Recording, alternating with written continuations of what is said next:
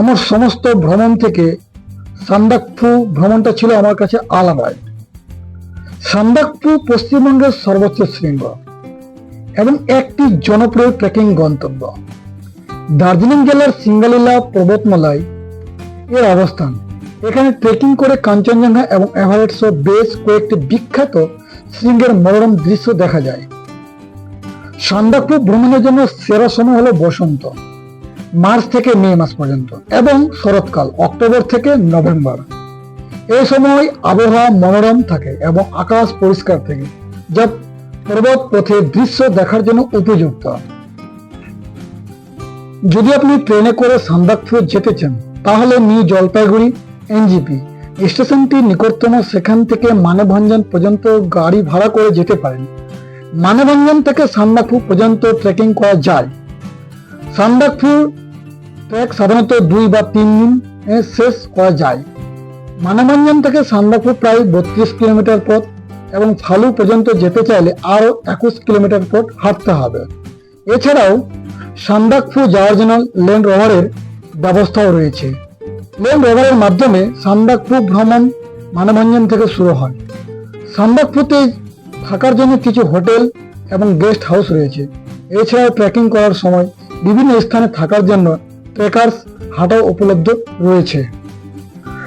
সান্দাকফু ভ্রমণের খরচ নির্ভর করে আপনি কিভাবে ভ্রমণ করছেন তার উপর, ট্রেকিং করে নাকি গাড়িতে। ট্রেকিং করলে সাধারণত খরচ কম হয়, তবে সময় বেশি লাগে। গাড়িতে গেলে খরচ একটু বেশি হতে পারে কিন্তু সময় কম লাগে। এছাড়াও থাকার জায়গা, খাওয়া দাওয়া এবং অন্যান্য আনুষঙ্গিক খরচ এতে যুক্ত হবে।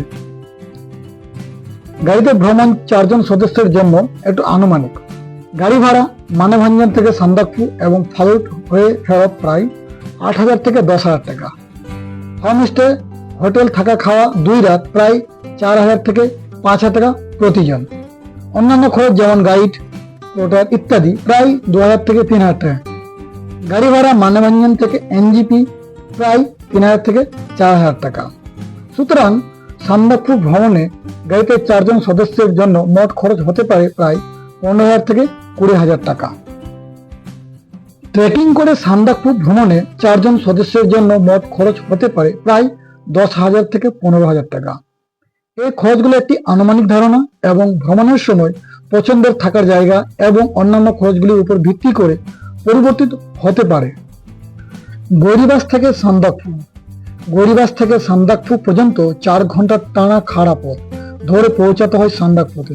পথে পড়ে কালীপুখুরি গ্রাম। সান্দাকফু কোথায় থাকবেন? সান্দাকফুতে সামান্য কিছু সংখ্যক হোটেল গড়ে উঠেছে। এদের মধ্যে শেরপা ছেলের লজ বেশ ভালো।